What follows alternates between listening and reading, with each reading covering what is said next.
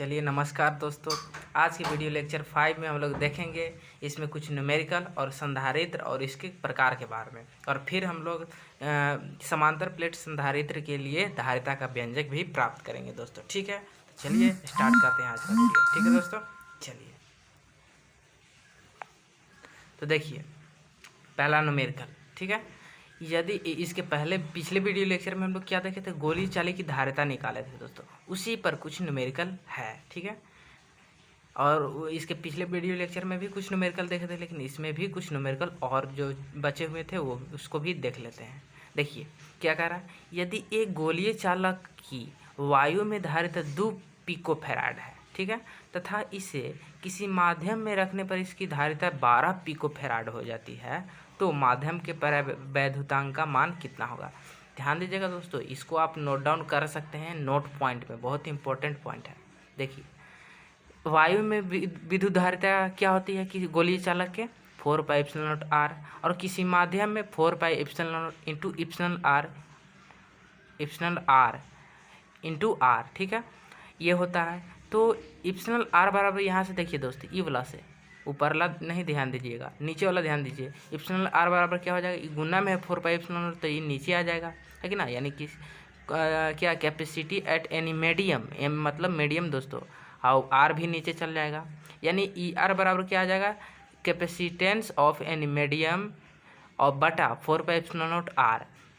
यानी कि किसी भी जो गोलीय चालक उसकी किसी माध्यम में धारिता तथा वायु में धारिता, ई 4 पाई एप्सिलॉन नॉट क्या होता है दोस्तों, वायु में धारिता। यानी कि ई आर कहने का मतलब क्या है कि कोई चालक है, उसकी अगर कोई माध्यम हो और वायु में उसकी जो धारक है, उसके धारिता है, उसके अनुपात को ही क्या कहते हैं, उसकी रिलेटिव परमिटिविटी। ठीक है दोस्तों, उसी का उसका परावैद्युतांक आता है। तो पूछ रहा है कि उसका परावैद्युतांक, तो सिंपल दोस्तों, मीडियम में कितना है और वायु में कितना, उसको हम लोग भागा दे देंगे। तो सिंपली दिया हुआ है कि वायु में 2 पिकोफैराड है और किसी माध्यम में 12 पिकोफैराड, तो ई आर बराबर किसी माध्यम में धारिता बटा वायु में धारिता। ठीक है, तो 12/6 यानी 6 आंसर। और इसका तो कोई यूनिट होगा ना दोस्तों, नहीं होगा, क्योंकि ये समान राशियों का अनुपात है। ठीक है, चलिए अगला न्यूमेरिकल देखते हैं। 2 भिन्न भिन्न त्रिज्या के गोलीय चालक, यानी कि एक बड़ा है एक छोटा है, ठीक है, त्रिज्या अलग अलग है लेकिन समान आवेश से आवेशित किया जा रहा है कि ना। तो इनके पृष्ठों पर के विभव का अनुपात इतना हो जा रहा है, तो इसकी धारिताओं का अनुपात ध्यान रखिएगा दोस्तों।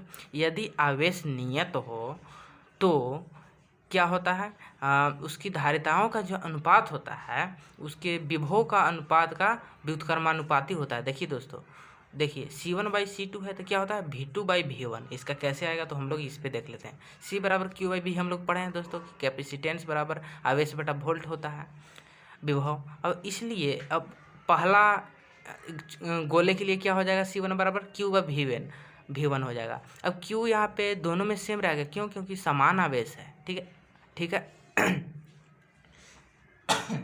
अब देखिए दूसरे गोला के लिए क्या हो जाएगा Q/V2। ठीक है, क्योंकि यहाँ पर सेम आवेश है इसलिए दोनों पर हम लोग Q ही मानेंगे। ठीक है, अब C1/C2 करते हैं तो C1 का वैल्यू इतना है और C2 का वैल्यू इतना, यानी दोनों में भागा देते हैं तो भागा वाला हटाएंगे, गुना में बदलेंगे तो नीचे वाला ऊपरे ऊपरे वाले नीचे आ जाएगा, यानी Q से Q कैंसिल, यानी V2/V1 आ गया। ठीक है, तो याद रखिएगा कि जब दोनों पर समान आवेश हो और बड़ा छोटा हो, इससे कोई फर्क नहीं पड़ता है दोस्तों, तो उसकी धारिताओं का अनुपात जो होता है उसके उल्टे क्रम में विभव का अनुपात के समान बराबर होता है। ठीक है, तो वही यहाँ पर दिया गया है कि विभव का अनुपात कितना है 1:2, तो धारिताओं का अनुपात इसके जस्ट अपोजिट हो जाएगा, यानी C1/C2 क्या हो जाता है V2/V1। तो V2 की जगह 2 है, V1 की जगह 1, यानी 2:1 हो जाएगा, सिंपल आंसर। ठीक है दोस्तों, तो इसको आप लोग देख लीजिएगा, समझ लीजिएगा। अब आगे हम लोग चलते हैं अगला पॉइंट। देखिए दोस्तों क्या है संधारित्र, ये विभव का लगभग चैप्टर खत्म हो गया दोस्तों। किसी किसी बुक में देखिएगा तो विभव को अलग, कैपेसिटर को अलग रहता है, तो विभव का यहाँ लगभग खत्म हो चुका है। ठीक है दोस्तों, लगभग क्या पूरा ही खत्म हो चुका है, क्योंकि न्यूमेरिकल जो कुछ बचा था इसमें बता ही दिए। ठीक है दोस्तों, अब देखिए संधारित्र। संधारित्र क्या है दोस्तों, तो संधारित्र एक ऐसी युक्ति है जिसकी सहायता से किसी चालक की आकार या आयतन बढ़ाए बिना उसकी धारिता बढ़ा दिया जाता है। ठीक है। मान लीजिए एक मेरे पास एक कलम है, तो इसको हम ऐसे, इसमें एक ऐसा हम क्या करेंगे, कुछ इसमें ऐसा कर देंगे कि इसका आकार नहीं बढ़ाएंगे क्या आकार नहीं बढ़ाएंगे, लेकिन इसकी जो धारिता है, यानी कि इस पे पहले 10 कूलम इस पे आवेश हो रहा था, और जब हम इसमें कोई यहाँ पे एक्स्ट्रा काम किए तो 20 माइक्रो कूलम, सॉरी 20 कूलम आवेश एक पे होने लगा, मतलब जमा होने लगा। तो धारिता पहले 10 कूलम था, लेकिन बाद में हो गया 20 कूलम, यानी धारिता बढ़ गया, लेकिन कलम तो वही है। कैसे? क्योंकि एक्स्ट्रा कुछ हम उस पर कार्य किए दोस्तों, ठीक है। तो वही युक्ति लगाएं, तो उसी युक्ति को क्या कहते हैं दोस्तों? संधारित्र कहते हैं, ठीक है। अब इसका एक और परिभाषा है, संधारित्र विपरीत आवेश के चालकों का ऐसा युग्म है जिस पर आवेश की पर्याप्त मात्रा संचित की जा सकती है, ठीक है। यानी कि एक ऐसा ये प्लेट है, एक ऐसी युक्ति है जिस पे एक प्लस रहेगा, एक माइनस, यानी दोनों अपोजिट चार्जेज रहेगा और बहुत ही कम दूरी पर रहेगा, ठीक है, अल्प दूरी पर। तो संधारित्र विपरीत आवेशों के चालकों का एक ऐसा युग्म है जिस पर आवेश की पर्याप्त मात्रा संचित की जा सकती है, और ये दोनों पर जो है आवेश पर्याप्त मात्रा में संचित किया जा सकता है। और ध्यान रखिएगा जो दोस्तों, जो दोनों प्लेट होता है, आगे आप लोग फिगर में देखिएगा, इस तरह से दो प्लेट रहता है, ठीक है। तो एक ऊपर प्लस, एक ऊपर माइनस चार्ज रहेगा, ठीक है। और जितना इस पे प्लस रहेगा उतना ही इस पे माइनस रहेगा दोस्तों, ये ध्यान में रखिएगा, ठीक है। ये होता है, और जितना मतलब प्लस में है तो जितना आवेश ये ग्रहण किया है, वो कुछ आवेश ये, यानी दोनों समान आवेश ग्रहण कर ले रहता है। लेकिन प्रकृति विपरीत होती है दोस्तों, ये धनात्मक आवेश को संग्रहित करता है यानी रखता है, और ये ऋणात्मक आवेश को रखता है, ठीक है। यही डिफरेंस होता है। तो आगे देखिए इसका सिद्धांत क्या है दोस्तों। तो इसका सिद्धांत देखिए, किसी चालक प्लेट की विभव को कम करके, यानी जो चालक प्लेट दोनों रखे हैं उसके विभव को कम कर रहे हैं। आप लोग ध्यान रखिएगा, ये पढ़े होंगे, पढ़े होंगे कि C बराबर Q/V। अगर हम आवेश को इसको कांस्टेंट कर दें, आवेश को कांस्टेंट, इसको हम अगर कम करें, इसको मान लेते हैं 2 करें, ये 2 है, 2 कांस्टेंट है, 2 कूलम आवेश यहाँ पे कांस्टेंट है। अब बटा इसको पहले था 2 वोल्ट था, लेकिन इसको हम कम कर दिए, 1 कर दिए, तो कैपेसिटेंस बढ़ गया कि नहीं दोस्तों? 1 में 2 से भगा दीजिएगा, 2 आ गया। अगर यही 2 रहता तो इसका कैपेसिटेंस 1 ही था, लेकिन जैसे ही इसको विभव को कम किए, 1 कर दिए, तो 1 में 2 से तो 2 आ जाएगा, तो विभव इसका कैपेसिटेंस इसका बढ़ जा रहा है दोस्तों। क्योंकि भी जो है व्युत्क्रमानुपाती है कि नहीं दोस्तों? तो व्युत्क्रमानुपाती होता है, तो घटाएंगे तो क्या होगा? बढ़ेगा। लेकिन क्यू को ध्यान रखिएगा, कांस्टेंट रखेंगे। अगर इसको कांस्टेंट नहीं रखिएगा तो ई घटेगा तो ई बढ़ जाएगा, फिर वही ये तो होबे नहीं करेगा दोस्तों, फिर दिक्कत हो जाएगा, है कि ना। तो इसीलिए यहाँ पर लिखा गया है कि किसी चालक प्लेट के विभव को कम करके अब क्यू को नियत रखना है, ठीक है। धारिता बढ़ाने की क्रिया को क्या कहते हैं? संधारित्र कहते हैं। और संधारित्र का यही सिद्धांत है, ये इसी को क्या कहते हैं दोस्तों? संधारित्र का सिद्धांत, ठीक है दोस्तों। तो उम्मीद करते हैं इतना समझ में आ गया होगा, इतना आप लोग नोट डाउन कीजिए। अब आगे हम लोग देखते हैं।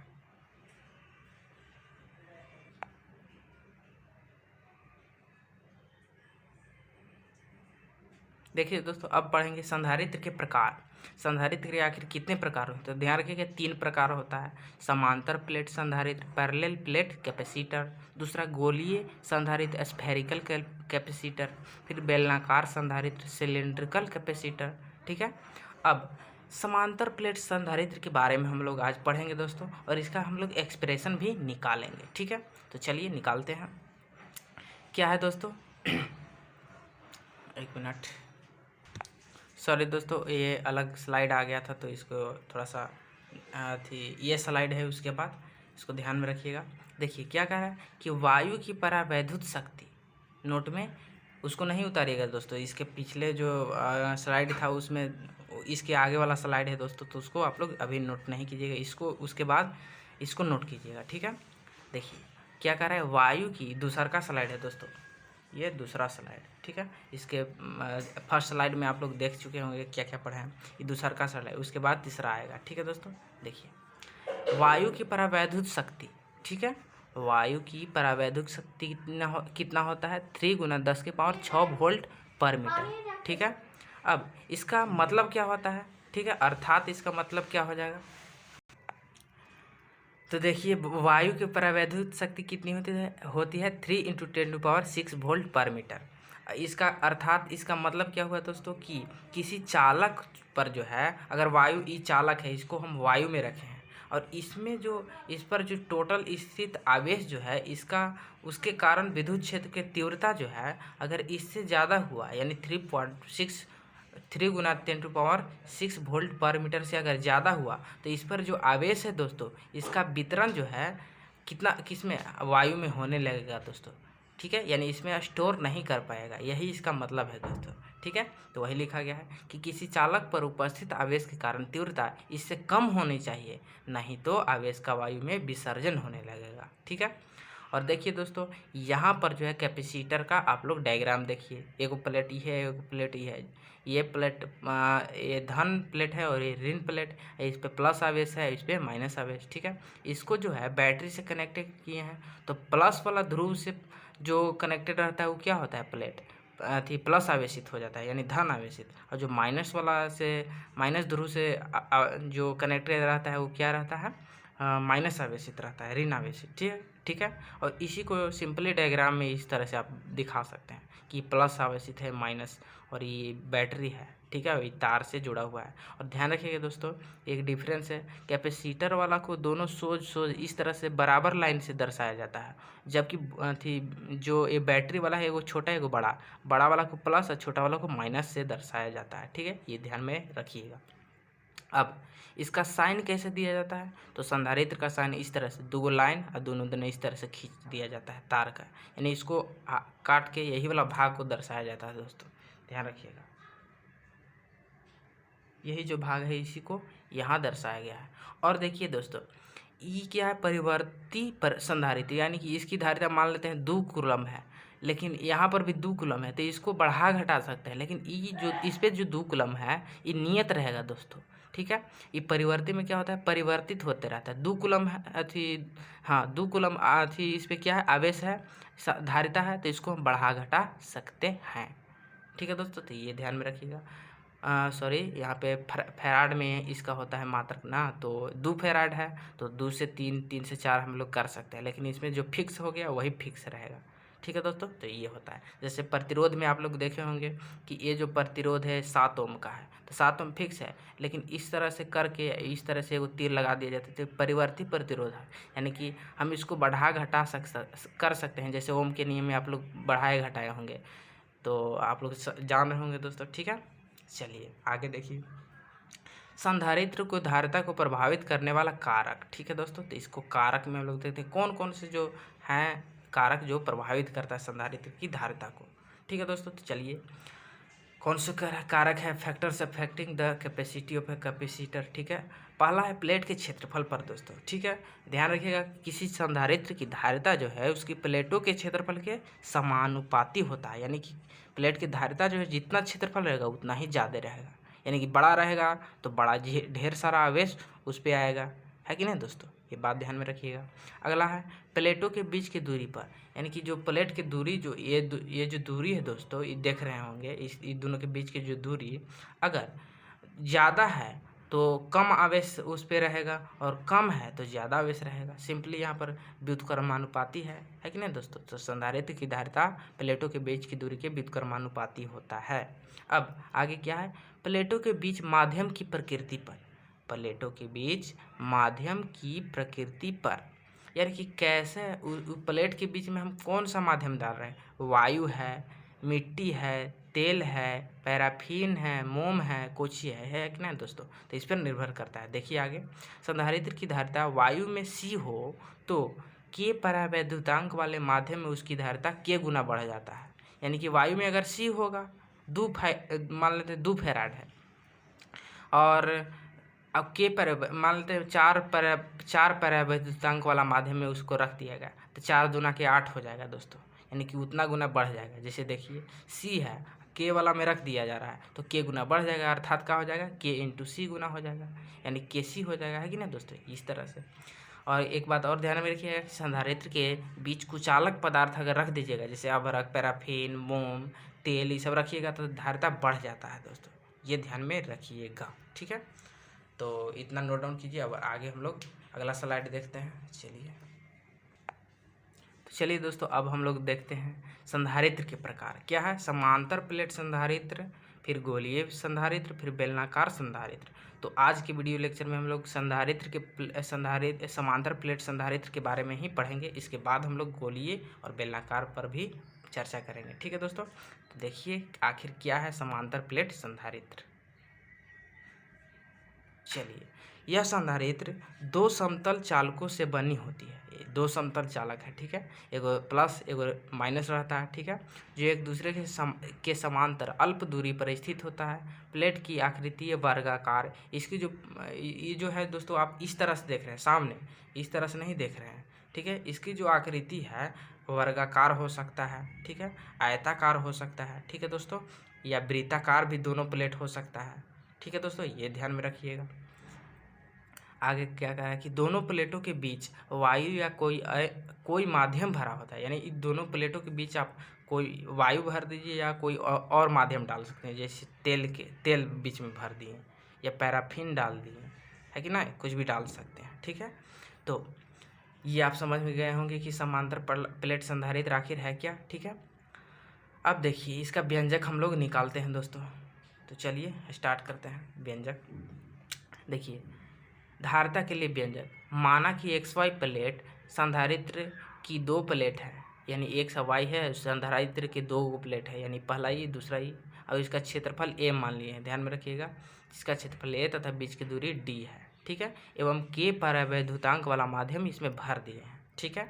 अब देखिए दोनों प्लेटों के बीच विद्युत क्षेत्र, तो आप लोग पढ़े होंगे दोस्तों फर्स्ट यूनिट में कि दो प्लेटों के बीच उसके बीच क्या विद्युत क्षेत्र की तीव्रता क्या होता है, सिग्मा बाई ई नॉट। ऐसे एगो प्लेट रहता है तो सिग्मा बाई 2 ई नॉट होता है, तो इसके बीच में हो जाएगा। तो ध्यान रखिएगा दोस्तों, यहाँ पर आप समझ सकते हैं, इसको हम नोट पॉइंट में लिखवा भी दिए थे कि यहाँ पे अगर मान लेते हैं कोई क्यू आवेश है तो प्लस के कारण इधर लगेगा, तो यहाँ पर भी प्लस क्यू आवेश है तो इसके कारण तो ये भी खींचेगा दोस्तों, यानी कि दोनों का डायरेक्शन सेम है। तो दोनों का डायरेक्शन यदि सेम है तो दोनों जुट जाएगा, यानी बीच में विद्युत क्षेत्र की तीव्रता क्या आ जाएगा, sigma by E note plus sigma by E note. ये दोनों के जोड़ दीजिएगा तो सिग्मा बाई ई नोट आ जाएगा।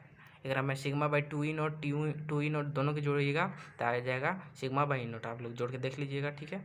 और दोनों प्लेट के बीच विभवांतर क्या होता है दोस्तों, V बराबर E इंटू डी, यानी विद्युत क्षेत्र की तीव्रता इंटू बीच की दूरी होता है। ये आप लोग पढ़े होंगे दोस्तों विद्युत विभव और तीव्रता में संबंध है। ई बराबर क्या होता है minus DV by D R. अब माइनस क्या बताता है, विद्युत विभव प्रवणता बताता है दोस्तों, ठीक है। DV बाई डी आर क्या था, विद्युत विभव प्रवणता, ठीक है। और अब देखिए तो V बराबर क्या, E इंटू डी हम लोग पढ़े हैं। अब V बराबर हम लोग कितना V बराबर क्या हो जाएगा, E का वैल्यू हम लोग बैठा देते हैं और D इसका हो गया, है कि ना दोस्तों। इस तरह से आप लोग समझ सकते हैं। E का वैल्यू हम लोग अभी निकालें सिग्मा बाई ई नोट, और डी यहाँ पर गुना में है तो गुना कर दिए। अब धारिता क्या होता है, C बराबर Q बाई V पढ़े हैं फॉर्मूला। तो Q का वैल्यू क्या होता है, सिग्मा इंटू ए, क्योंकि सिग्मा बराबर क्या होता है, देखिए पृष्ठीय आवेश घनत्व क्या होता है, सिग्मा बराबर Q बाई ए, है कि ना दोस्तों, एरिया। तो क्या हो जाएगा Q बराबर सिग्मा इंटू ए, तो वही Q बराबर सिग्मा इंटू ए लिख दिया। V का वैल्यू तो अभी निकाले वोल्ट का, और सिग्मा से सिग्मा कैंसिल हो जाएगा। अभी देखिए नीचे है तो ये ऊपर चल जाएगा, तो E note A by D, E note A by D. और अगर कोई माध्यम, ये वायु और निर्वात के लिए अगर कोई माध्यम आ जाएगा तो क्या हो जाएगा दोस्तों, ई नोट के ए। अब ई आर भी कहीं कहीं लिखा जा सकता है दोस्तों, लेकिन हम यहाँ पे के मान लिए हैं परावैद्युतांक, तो के नहीं तो ई आर मानता है। यहाँ पर ध्यान रखिएगा, ई आर कहीं कहीं है कि ना, ये ध्यान में रखिएगा। ये क्या है, के परावैद्युतांक वाला माध्यम, ठीक है दोस्तों। तो उम्मीद करते हैं ये सब आपको समझ में आ गया होगा।